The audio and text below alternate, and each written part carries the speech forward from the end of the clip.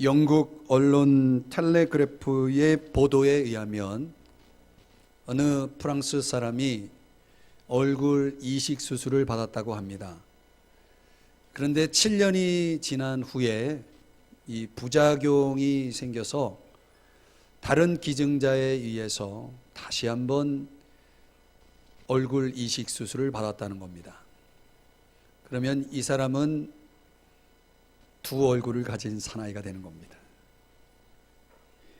지난 2005년에 최초로 얼굴 이식 수술이 프랑스에서 시행되었다고 합니다. 그래서 이 사람이 두 번째 얼굴을 이식하게 되는 수술을 받고 이 프랑스 외과 의사들이 또 다른 사람의 얼굴을 이식한다는 것은 아주 의학계에서는 아주 새로운 역사를 쓴 것이라고 그렇게 대대적으로 보도했다는 것이죠. 자, 아무튼 이 이야기를 여러분들에게 소개하면서 지난주에 우리가 사랑받는 자녀같이 하나님을 본받는 자가 되라라고 말씀을 하면서 우리의 롤 모델이신 예수 그리스도를 통하여 저와 여러분이 하나님을 본받는, 그리스도를 본받는 자의 삶에 대해서 함께 묵상을 했죠. 거기에 희생이 있고 또 섬김이 있고 그리고 감사가 있고, 그래서 여러분에게 생활과제로 하루에 100번 이상 감사하자라고 말씀을 드렸는데 숙제하셨나요? 표정들이 조금 이상해지네요. 안 했으면 다시 다음 주로 연장입니다. 여러분 매일매일 하루에 100번 이상 감사하시기를 바랍니다. 그러니까 오늘 이 프랑스 사람이 두 얼굴을 가졌다라고 말씀드렸는데 우리에게도 두 얼굴이 필요하죠. 하나는 부모님이 내게 주신 얼굴, 부모로부터 받은 얼굴이죠. 또 하나는 하나님을 본받은 얼굴. 우리의 모습 속에서 내 모습 그대로가 아니라 하나님을 보여줄 수 있는, 그리스도를 드러낼 수 있는 그런 얼굴이 오늘 저와 여러분에게도 필요한 줄 믿습니다. 우리가 어떻게 살아가느냐에 따라서 우리의 모습 속에 하나님을 볼 수도 아니면 그 반대적인 어둠을 볼 수도 있다. 자, 그래서 오늘 성경 말씀은 빛의 자녀가 되라고 말씀하고 있습니다. 한번 따라 하십시다. 빛의 자녀. 8절 말씀을 다시 보시면 너희가 전에는 어둠이더니 이제는 주 안에서 빛이라 라고 말씀합니다.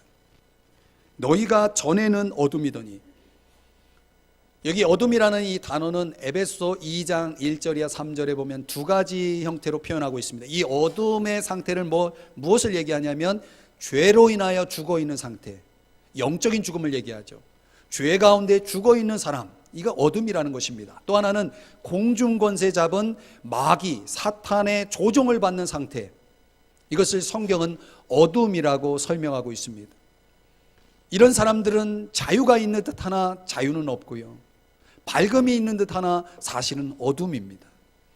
죄 가운데 살면서 밝을 수는 없죠. 마귀의 조종 아래 살면서 자유로울 수는 없는 것입니다. 자, 그런데 오늘 성경 8절을 보니까 그러나 이제는, 우리말 성경에는 그러나가 빠져 있지만 원어에는 있습니다. 그러나 이제는 주 안에서 빛이다. 이제 예수 그리스도, 참 빛이신 예수 그리스도로 말미암아 우리가 어둠의 권세로부터 건짐을 받았다라고 하는 것입니다. 그래서 빛의 자녀가 되었다는 것이죠. 그러므로 8절 끝부분에 보니까 빛의 자녀들처럼 행하라 라고 말씀합니다. 자, 여러분, 오늘 우리가 빛의 자녀가 되었습니다. 이제 밝아진 것입니다. 우리가 되었다라고 하는 것이 중요한 것이 아니라, 그렇다면 우리는 그 빛의 자녀다운 삶을 살아내야 합니다. 빛으로 충만한 빛의 자녀가 되어야 하는 것입니다. 오늘 저와 여러분 모두가 빛의 자녀로서 살아갈 수 있기를 주의 이름으로 축복합니다. 어떻게 우리가 빛의 자녀로 살아갈 수 있나요? 빛의 자녀로 살아가는 모습은 어떤 삶일까요? 첫째로는 성장하는 삶입니다. 한번 따라 하십시다. 성장하는 삶. 여러분, 빛의 특징이 뭡니까? 빛이 주어지면 식물은 자랍니다. 그렇죠? 빛이라는 것은 성장하게 하는 속성을 가지고 있죠. 그 성장의 증거가 뭐냐면 열매입니다. 열매. 자, 성장했을 때 우리는 그 식물에서 열매를 얻습니다. 여러분, 우리가 영적으로 성장하고 있다는 건 뭡니까? 우리의 삶 속에 열매가 있다는 것입니다. 오늘 어떤 열매를 성경은 말씀하고 있는지 9절 말씀 우리 같이 함께 읽어보도록 하겠습니다. 시작. 빛의 열매는 모든 착함과 의로움과 진실함에 있느니라. 아멘. 오늘 빛의 자녀로 살아가는 그리스도인의 삶의 대표적인 열매 세 가지를 얘기하는데 첫 번째가 뭐예요? 착함, 다른 말로 선함입니다. 아가도시네라고 하는 단어를 쓰는데요, 이것은 다른 사람과의 관계 속에서, 이웃과의 관계 속에서 비이기적인 태도, 아주 관대하고 그리고 온유한 도덕적인 성품을 드러내는 것을 얘기합니다. 여러분들은 다른 사람에게 관대하시나요? 선하신가요?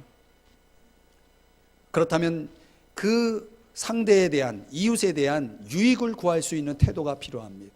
그런 사람을 선하다라고 말하고, 그런 열매를 선한 열매라고 하는 것입니다. 하나님이 우리를 대하실 때 선하게 대하시죠. 그래서 하나님은 선하신 분이라고 말하죠. 좋으신 분입니다. 근데 우리에게도 그런 좋음, 선함, 착함이 열매로 맺어져야 한다는 것이죠. 어떤 남자가 평소 과일을 좋아하지 않는데 거의 일주일 간격으로 계속 모난 사과를 사가지고 오는 것입니다. 이 아내가 도대체 왜 이런 사과를, 이렇게 상한 거를 사가지고 오느냐, 이유를 물어도 대답을 안 해주는 거예요. 어느 날 부부가 길을 가고 있는데 그 한 할머니가 그 남자를 보고 이렇게 말합니다. 사과 사러 왔어? 오늘은 좋은 놈들을 골라놨으니까 이거 가져가. 상처난 사과 가져가지 말고. 이렇게 얘기하는 거예요. 이게 도대체 영문을 모르는 아내는 남편을 쳐다봅니다. 남자가 그 할머니에게 이렇게 말합니다. 조금 비뚤어진 사과가 맛있어요. 이렇게 웃고 지나가는 거죠. 자, 아내가 이유를 묻습니다. 도대체 무슨 사연인지.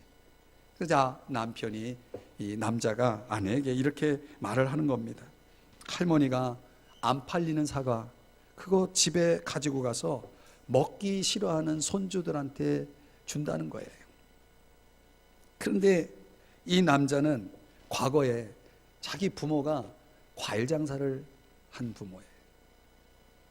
이 과일 장사를 하는 분들이 팔고 남은 그 상한 과일들, 그런 걸 집에 가져와서 먹으라고 준다는 거예요. 그러니까 할머니도 그렇게 하는 거죠.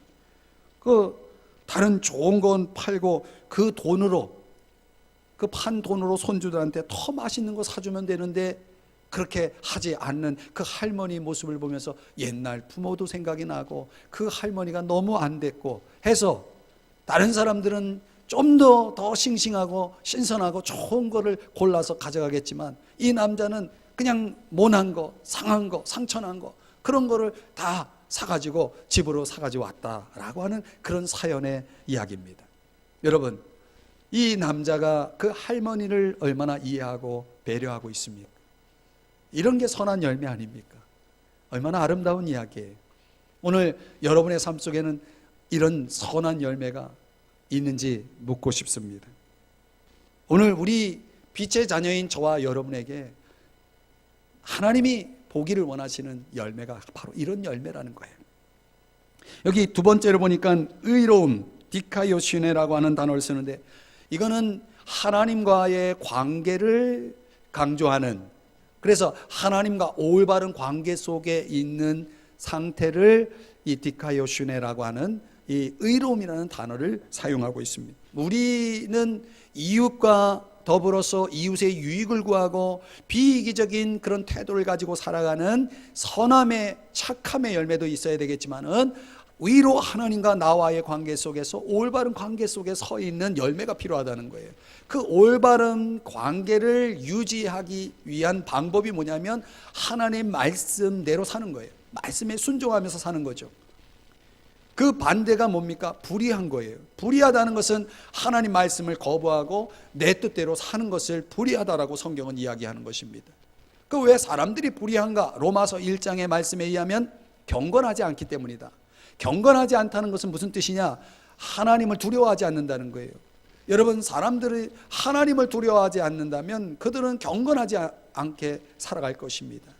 그런 사람에게는 불이한 그런 열매들이 나타날 거예요. 여러분, 만약 우리가 하나님을 두려워할 수 있다면 하나님 말씀 앞에 순종할 것이고, 그렇게 순종한다면 오늘 저와 여러분에겐 의로움의 열매가 맺어질 것입니다. 오늘 우리들에게 그런 열매가 있어야 한다는 거죠.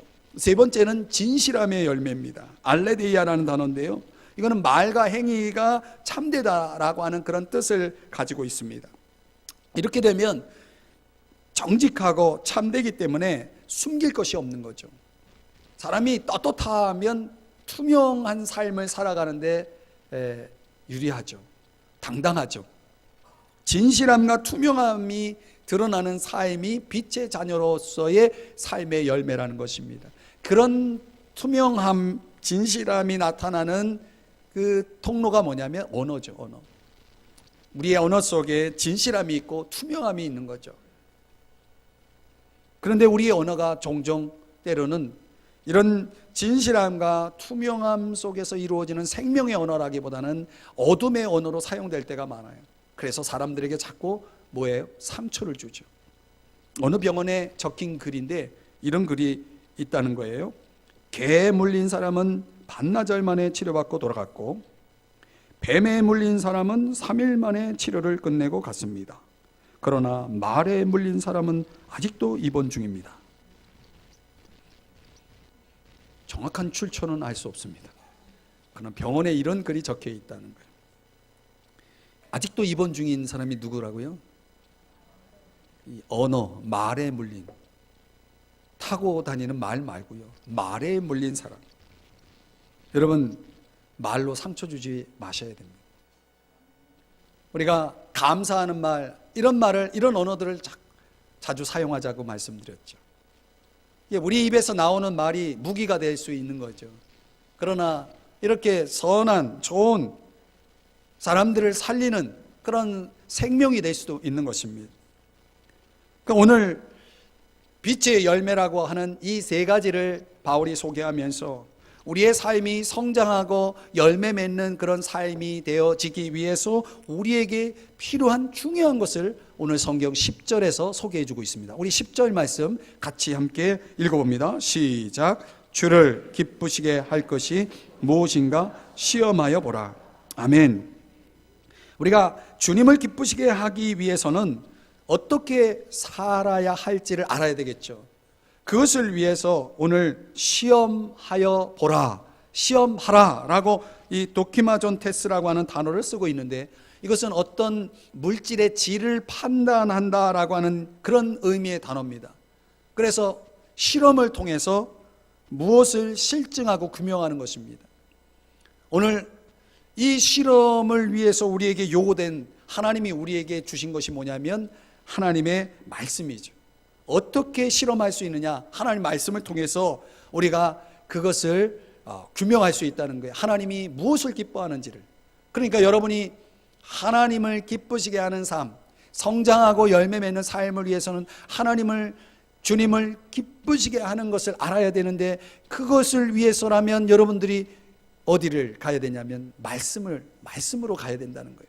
그 말씀을 여러분들이 공부하고 탐구하고 그 말씀을 가지고 기도할 때 하나님은 여러분이 무엇을 해야 그분을, 하나님을 기쁘시게 할 수 있는지를 하나님 분명히 보여주신다는 거죠.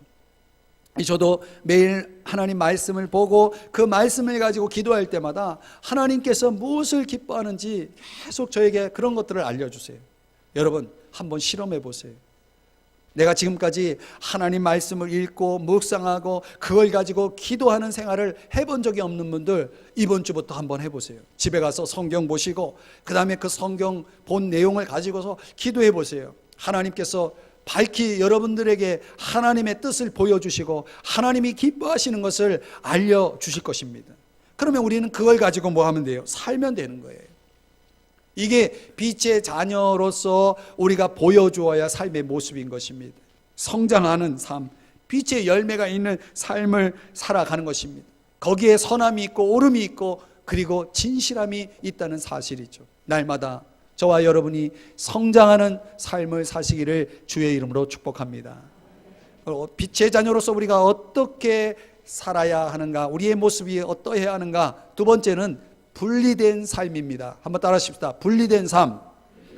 11절 말씀 같이 읽어볼게요. 시작. 너희는 열매 없는 어둠의 일에 참여하지 말고 도리어 책망하라. 아멘. 12절 말씀도요. 시작. 그들이 은밀히 행하는 것들은 부끄러운 것들이라. 아멘. 여기 12절에 은밀히 행한다라는 말이 나오죠. 은밀히 행하는 이유가 뭘까요? 12절 말씀에 의하면 부끄럽기 때문이죠. 말하기도 부끄러운 것들이라.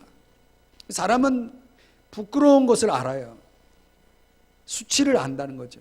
그 수치스러운 부끄러운 일들을 당당하게 하는 그런 양심 없는 사람도 있죠. 도덕 없는 사람도 있죠.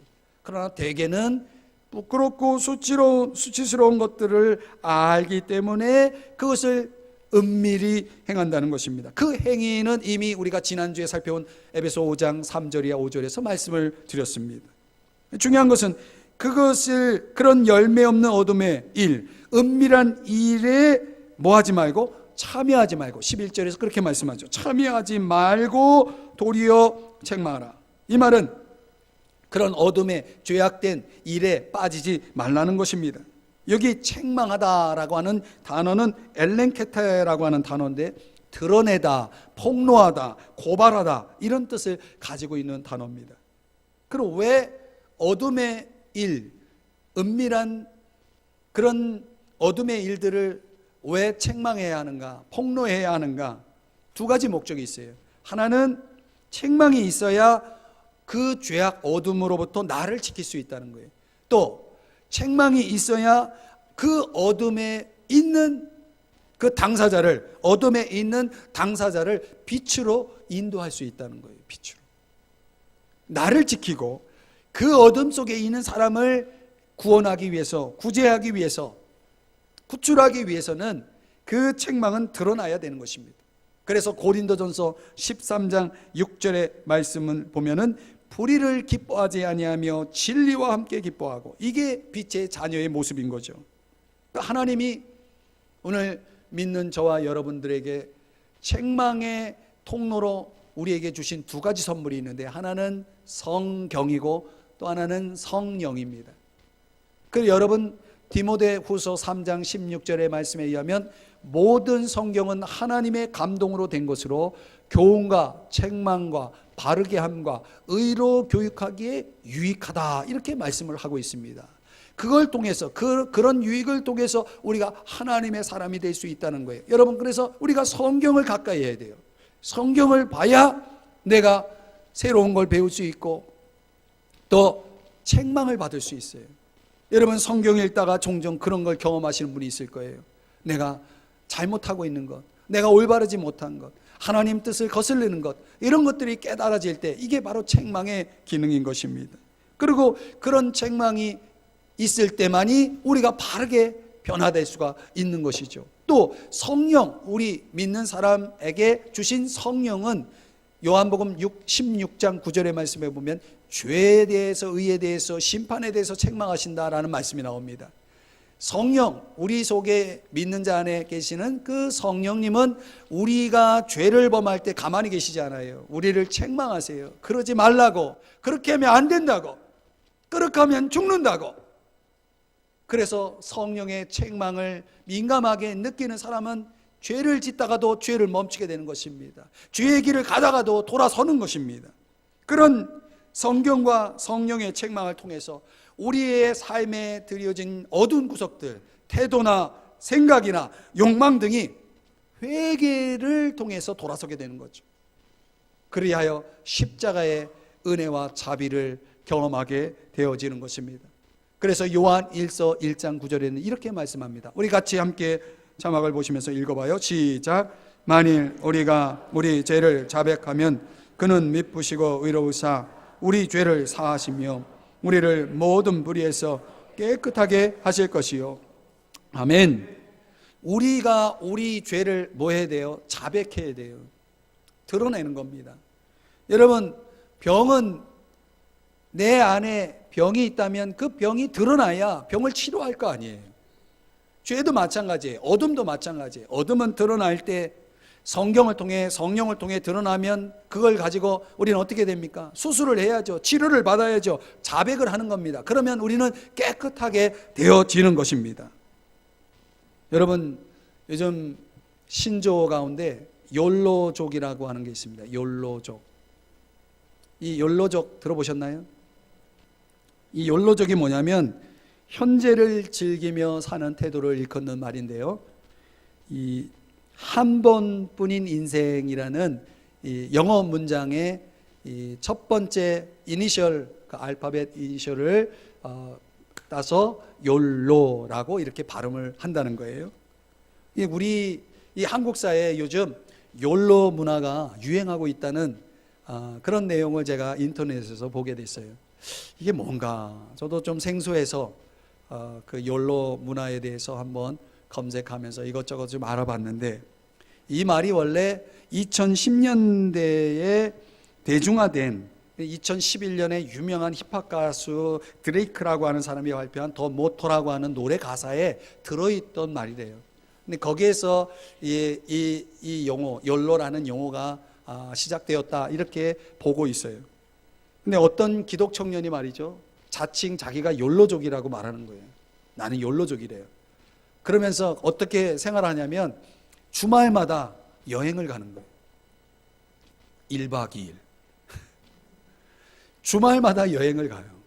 가가지고 뭐 하냐면 멋진 사진들을 찍어가지고 SNS에다가 이런 뭐 카톡이나 이런 데다가 자기 그 놀러 다니는 것들을 자꾸 사진을 올려요.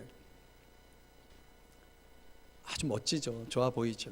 거기에다가 뭐 다른 친구들이 또 답글도 달아주고 어디 갔었냐, 어땠냐, 뭐 이런 거 나누는 게 이 청년의, 이 기독 청년의 취미예요. 이제 너무 좋은 거예요. 근데 문제가 뭐냐면 주말에 간다는 거예요. 1박 2일로. 그럼 어떤 일이 벌어집니까? 주일날 예배를 안 드려요. 어쩌다 가뭄에 콩나듯이 나타나가지고 하는 말이, 하나님도 내가 행복하는 걸 기뻐하시니까 걱정하지 마시라고. 어차피 인생은 한 번뿐인데, 청년의 입에서 나오는 말입니다. 어차피 인생은 한 번뿐인데 즐기면서 살다 가야죠. 이런 식으로 얘기를 하는 겁니다. 여러분, 이 욜로 문화에 대한 이야기를 제가 생각하면서 왜 우리 한국 사회에 지금 이 문화가 지금 유행하고 있는가, 제 나름의 분석을 해보면 지금 우리나라가 저성장이라고 하는 이 기조에 지금 장기화되는 그런 상황 속에 지금 있잖아요. 그러니까 이 청년 문제가 굉장히 심각한 상황 속에 있다는 걸 우리는 다 알고 있습니다. 전 세계적이기도 하고요.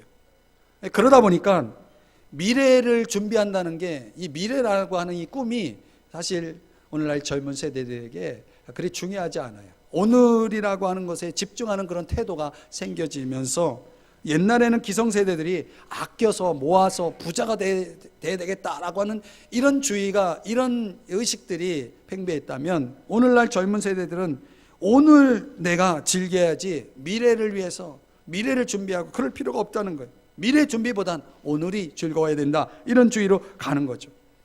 여러분, 이 욜로 라이프에 대해서 여러분은 어떤 생각을 하십니까? 이게 문화라면 이 문화를 우리도 따라야 될까요? 이 성경적인 해석을 해드리면 한 번뿐인 인생이라는 말은 틀림없이 진리입니다. 인생은 한 번 주어지는 것이죠. 두 번 주어지지 않습니다. 이건 진리입니다. 그러나 그 한 번뿐인 인생을 어떻게 해석하고 어떻게 적용하느냐는 성경적인 것과 세상적인 것이 다릅니다. 이 청년처럼 한 번뿐인 인생이기 때문에 오늘 내가 즐겨야 되겠다라고 하는 그런 주의로 가면은, 이 청년은 현세적이고 물질적이고 감각적인 인생을 살아가게 되죠. 더 깊이 들어가면 거기에 비관적 철학이, 사조가 담기게 되어 있습니다. 비관적인 인생을 살아갈 수밖에 없는 거죠. 그러면 골로 가게 돼 있어요. 그렇게 살아보세요. 골로 가지. 그런데 여러분, 한 번뿐인 인생이기에 얼마나 가치 있고 의미가 있습니까? 그래서 가치 있게 살아야 되겠다는 주의로 가게 되면은 더 미래를 생각하게 되고 더 영원한 삶을 준비하면서 살아가게 돼 있어요. 그러면 천국 가는 거예요. 하나님께 상을 받는 거예요. 여러분, 한 번뿐인 인생을 오늘 저와 여러분이 어떻게 해석하느냐에 따라서 우리는 이 문화를 내가 그냥 무조건적으로 따르는 것이 아니라 이 문화를 올바르게 적용할 수 있는 뭐가 필요해요? 구별됨이 필요하다는 거예요. 그래서 빛의 자녀는 분리된 삶을 살아야 되는 것이지, 그냥 무조건 참여하고 함께하는 것이, 그것이 내가 인생을 행복하게 살아가는 것은 결코 아니라는 것이죠. 사랑하는 여러분, 어쩌다가 가족여행을 가는 건 좋지만 매주 가는 건 문제가 있습니다. 여러분, 빛의 자녀로 분리된 삶을 살고 있나요? 어둠의 일에 참여하고 있지는 않나요? 드러내야 됩니다. 책망해야 됩니다. 그것이 잘못됐다라고 말할 수 있어야 돼요.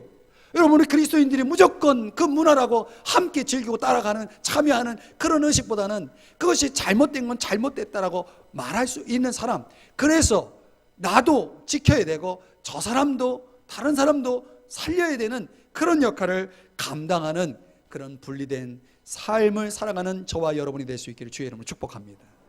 세 번째는요, 우리가 빛의 자녀로서 어떤 모습을 보여야 되느냐.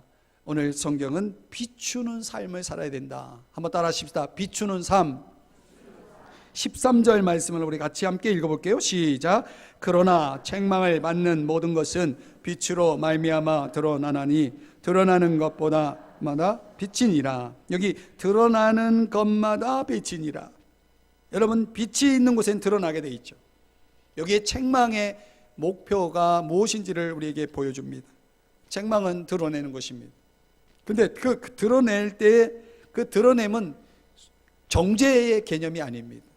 드러냄은 빛에 대해 응답하고 빛으로 나오게 하는 목표를 가지고 있는 것입니다. 이런 걸 가르쳐서 전도의 사명이라고 얘기하죠. 여러분, 우리가 세상 속에서 분리되어 살아가고 구별되어 살아가야 될 이유는 나 자신을 빛의 자녀답게 살아가도록 나를 지키는 그런 차원도 되지만, 어둠 속에서 절망하고 방황하고 있는 사람들을 빛 가운데로 인도해서 그들이 빛의 자녀로 살아갈 수 있도록 돕는다는 의미도 있는 것입니다. 이 사명을 위해서 우리가 살아가게 되면 14절 말씀인데 다 같이 읽어봅니다. 시작. 그러므로 이르시기를 잠자는 자여 깨어서 죽은 자들 가운데서 일어나라. 그리스도께서 너에게 비추이시리라 하셨느니라. 아멘. 이사야 9장 2절, 60장 1절의 말씀과 연관되어 있는 이 9절, 14절의 말씀은 과거 초대교회 성도들이 세례식을 진행할 때 불렀던 찬송이라고 합니다. 그런데 이 찬송의 의미를 한번 보세요. 잠자는 자요, 이거는 어둠 속에 있는 사람들을 얘기합니다. 믿지 않는 사람들이죠. 잠자는 겁니다. 그러니 어떻게 해야 됩니까? 깨어야 됩니다. 깨어서라고 하는 이 에게이레라고 하는 단어는 영적인 부활과 연관되어 있는데요, 그리스도를 영접해서 새롭게 태어나다라고 하는 그런 의미에서의 깨어남입니다. 사람들을 깨워야 됩니다. 영적으로 태어나게 해야 됩니다. 그리스도를 영접해서 그들이 깨어나도록 해야 하는 것입니다. 그래서 그리스도께서 내게 비추시느니라, 비치시리라. 여러분, 여기 비추다라고 하는 에피파우세이라고 하는 단어가 나오는데 조명하다, 이런 뜻이에요. 그러니까 이것은 경험적으로 말하면 영적 체험을 얘기하는데, 새로운 생명으로 태어났다라고 하는 그런 체험을 강조할 때 이 비추다라고 하는 그 단어를 사용한다는 것입니다. 요약하면은 그런 내용이죠. 오늘 저와 여러분, 빛의 자녀인 저와 여러분을 통해서 주님은 새 생명이 탄생하는 걸 보기 원하신다는 거예요. 그러려면 여러분, 그리스도의 빛이 우리에게 비추사 우리가 빛의 자녀가 되었다. 이제 내 안에 있는 그 그리스도의 빛이 나를 통과해서 다른 사람들에게 전달됨으로 그들을 또 살리는, 그들을 새롭게 태어나게 만드는 그런 열매가, 그런 일들이 일어나야 한다는 것이죠. 여러분, 신앙 성숙에는 4가지 단계가 있다고 합니다. 첫 번째는 자기를 부인하는 단계입니다. 성숙한 사람이 잘하는 게 뭡니까? 자기를 부인할 줄 안다는 거예요. 자기 집착에서 벗어난다는 거예요. 자기밖에 모르는 그런 사람은 성숙하지 않은 것입니다. 자기를 뛰어넘을 수 있는 사람, 성숙한 사람입니다. 또 성숙한 사람은 두 번째 단계로 하나님의 은혜를 깨닫고 살아가는 사람들이에요. 사람들은 살아가면서 내 삶에 주어진 하나님의 은혜가 무엇인지 모르고 살아가는 사람들이 있어요. 다 내가 하는 거고, 내가 잘난 거고, 내 능력이고, 내가 이룬 거고, 이런 생각을 가지고 살아가는 사람은 성숙한 사람이 아닙니다. 신앙적으로 성숙한 사람은 뭐예요? 내게 주어진 삶에 있어서 하나님의 은혜가 있다는 사실을 깨닫고 살아가는 거예요. 그래서 감사하게 되는 거죠. 여러분, 성숙하시기를 바랍니다. 하나님의 은혜를 깨닫고 사셔야 됩니다. 세 번째 단계가 뭐냐면 자기 한계를 깨닫는다는 거예요. 여러분, 우리가 살면서 내가 완전하다, 내가 완벽하다, 내가 우월하다, 교만한 것이죠. 자기의 약함을 모르고 살아가는 사람들, 자기 주제를 모르고 살아가는 사람들은 결국 성숙하지 않은 것입니다. 그래서 내 자신의 한계를 인정할 때 우리는 비로소 겸손해지는 거고, 그래서 주님 앞에, 사람들 앞에 머리를 숙이게 되는 거예요. 그게 성숙인 것입니다. 나 잘난 맛으로 살아가는 것이 그게 성숙이 아니에요. 성장이 아니에요. 네 번째는 성숙이란, 신앙적인 성숙이란 사랑하는 단계로 가는 거예요. 무엇이든지 사랑으로 볼 수 있고 사랑할 수 있는 것, 그게 성숙의 절정이죠. 여러분, 허드슨 테일러라는 분이 있습니다. 이 허드슨 테일러는 중국 선교의 문을 연 사람이죠. 근데 이분이 선교가 한창 이루어지면서 많은 선교사가 필요로 했습니다. 그래서 그 선교사를, 후보자들을 이제 만나서 면접해서 선교사들을 이제 모집하려고 이제 사람들을 만납니다. 그래서 후보 선교사들에게 질문을 던지는 거예요. 당신은 무엇 때문에 중국 선교사로 지원했습니까? 그랬더니 어떤 사람은 나는 중국의 많은 영혼을 구원하기 위해서입니다. 어떤 사람은 나는 중국을 변화시키려고 합니다. 어떤 사람은 나는 하나님의 영광을 위해서입니다. 이렇게 저렇게 대답을 합니다. 그때 허드슨 테일러는 말하기를, 그거 가지고는 부족해요. 그런 동기로는 안 돼요. 이렇게 답을 하는 겁니다. 그러니까 이 후보자 중에 한 사람이 다시 되묻습니다. 그러면 선교사님은 어떻게 선교사가 되셨나요? 선교사님은 어떻게 중국 선교사로 오게 되셨나요? 그러자 허드슨 테일러가 이렇게 대답을 했다는 겁니다. 저는 중국 사람들을 사랑해요. 저는 중국 사람들을 사랑해요. 사랑이 저를 이곳에 오게 했습니다. 이렇게 대답했다는 겁니다. 여러분, 사랑 없이는 아무것도 아니라는 말씀이 있죠. 천사의 말도 소용없습니다. 나를 불사르게 내어주는 헌신도 사랑 없다면 소용없는 것입니다. 아무 의미가 없는 것입니다. 오늘 하나님이 사랑하는 영혼들, 어둠 가운데 절망하며 방황하는 그 영혼들을 살려야 되겠다라고 하는 그 하나님의 마음을 가지고 그 하나님의 마음을 시원케 하기 위한 그런 사랑의 실천이 오늘 저와 여러분 속에 없다면, 여러분, 우리가 어떤 모습으로 신앙생활을 해도 우리는 그분의 마음에 합한 삶을 살아가는 것이 아닙니다. 빛의 자녀로 산다라고 말할 수 없는 것입니다. 여러분으로 인해서 얼마나 많은 사람들이 그 어둠 속에서 구출되고 있나요? 어둠 속에서 벗어나고 있나요? 여러분으로 인해서 빛의 자녀가 된 사람들은 얼마나 있나요? 오늘 나만 비치면 되고 나만 잘 살면 된다는 그런 주의로 살고 있다면 오늘 우리는 지금 성숙한 것이 아닙니다. 우리의 신앙은 그런 자리에서 머물러 있어서는 안 되는 것입니다. 오늘 저와 여러분을 통해서 불신자들이 주 안에서 빛이 되도록 초청해야 됩니다. 그들을 인도해야 됩니다. 미국 시인 에밀리 디킨슨이라고 하는 분이 있습니다. 이분이 If I Can이라고 하는 제목의 시를 썼는데요, 우리말로 만약 내가, 그 시를 여러분에게 소개하고 말씀을 정리하려고 합니다. 내용은 이런 내용입니다. 만약 내가 한 사람의 가슴앓이를 멈추게 할 수 있다면 나 헛되이 사는 것은 아니리. 만약 내가 누군가의 아픔을 쓰다듬어 줄 수 있다면, 혹은 고통 하나를 가라앉힐 수 있다면, 혹은 기진맥진 지친 한 마리의 울새를 둥지로 되돌아가게 할 수 있다면 나 헛되이 사는 것은 아니리. 이런 시입니다. 여러분은 어떻게 살고 계시나요? 여러분은 무엇을 위해 살고 계시나요? 아둥바둥 살고 계시나요? 만약 여러분, 우리가 내 곁에, 내 주변에 지쳐있는 한 마리의 울새를 볼 수 있는 눈이 없다면, 그 한 사람의 고통을 위로하고 쓰다듬어주고 세워줄 수 있는 마음이 없다면, 오늘 우리가 살아가는 모습이 어떠한 모양인지 그것은 헛되이 사는 삶일 것입니다. 사랑하는 여러분, 오늘 하나님께서 저와 여러분에게 도전하고 있습니다. 빛의 자녀가 좀 되라. 빛의 사람이 되라. 빛의 자녀로서의 삶은 성장하는 삶이고 열매 맺는 삶입니다. 여러분, 이 세상은 얼마나 악합니까? 이 세상은 얼마나 거짓됩니까? 이 세상은 얼마나 불의합니까? 이 속에서 우리가 착함으로, 선함으로, 의로움으로, 진실함으로 열매를 맺는 그런 빛의 자녀로서의 삶이 필요하지 않습니까? 오늘 우리가 세상의 문화, 욜로 문화, 이런 라이프 스타일, 세상 사람들이 즐기는 그런 문화 속에 우리의 삶을 던지렵니까? 아니면 하나님이 기뻐하시는 삶에 내 인생을 던지겠습니까?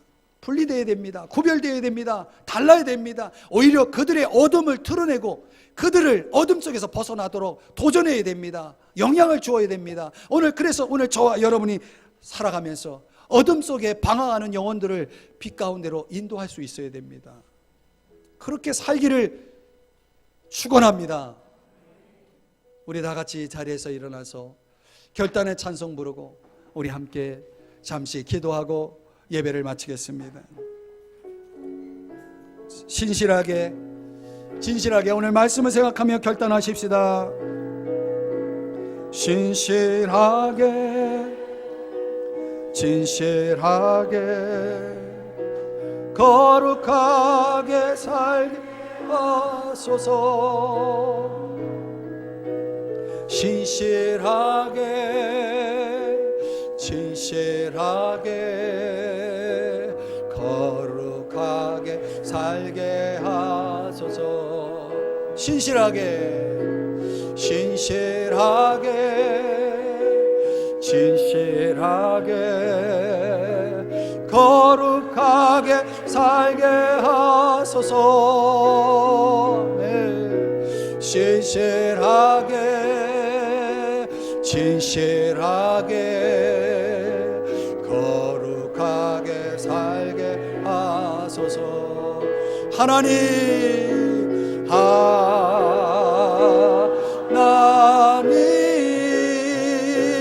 나의 마음 만져주소서.